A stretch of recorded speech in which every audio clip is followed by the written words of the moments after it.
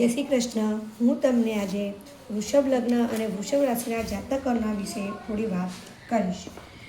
આ રાશિ સ્થિર રાશિ છે, પૃથ્વી તત્વની રાશિ છે. આના રાશિના સ્વામી શુક્ર ભગવાન છે.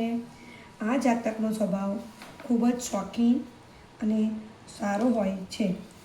આ જાતકને હિંમતવાળા દેખાય, પરંતુ હિંમત થોડી ઓછી પડે. મધ્યમ હિંમતવાળા અને અતિ કાળજીવાળો સ્વભાવ હોય છે.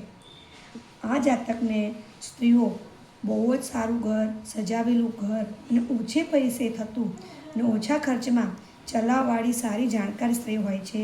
તે બિનજરૂરિયાત ખર્ચો કરતી નથી. આ જાતક બહુ શોખીન હોય છે, પણ એમના શોખ માટે બી માપસર જ પૈસા વાપરતા હોય છે. આ લોકોને વધારે ખેંચાણ, વધારે ખર્ચો કળા ક્ષેત્રમાં, ડેકોરેશનમાં, કપડામાં, નવા દાગીના પહેરવામાં થતો હોય છે. મોટાભાગે આ લોકો સારું શિક્ષણ લેતા હોય છે. આ લોકોનું લગ્ન જીવન બહુ સારું અને સુખી હોય છે.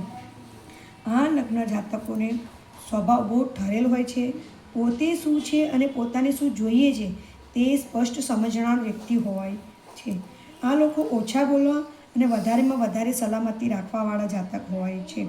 આ લોકોને કપડામાં ખૂબ જ ટાપટોપ વધારે ગમતી હોય છે.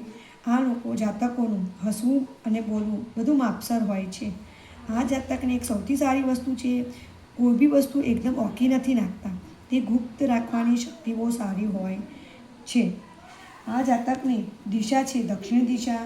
આ જાતકનો રંગમાં આવે છે સફેદ રંગ. તેમનો આકાર બળદ અને આંખલો હોય છે.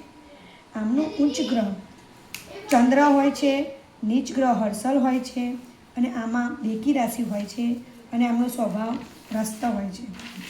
તેમની ધાતુમાં શુક્ર અને મોતી હોય છે. અને હા, શુક્ર વૃષભ લગ્નવાળાને ડાયાબિટીસ, એડ્સ કે ગુપ્ત દર્દો થઈ શકવાની સંભાવના હોય છે. અને વૃષભ લગ્નનું શરીરનું અંગ મુખ છે. તે પુષ્ટોદયનો છે વર્ણ અને તેમનો ગુણ શુક્ર રજોગુણી કહેવામાં આવે છે. અને તેમની ઋતુ છે શુક્ર અને વસંત.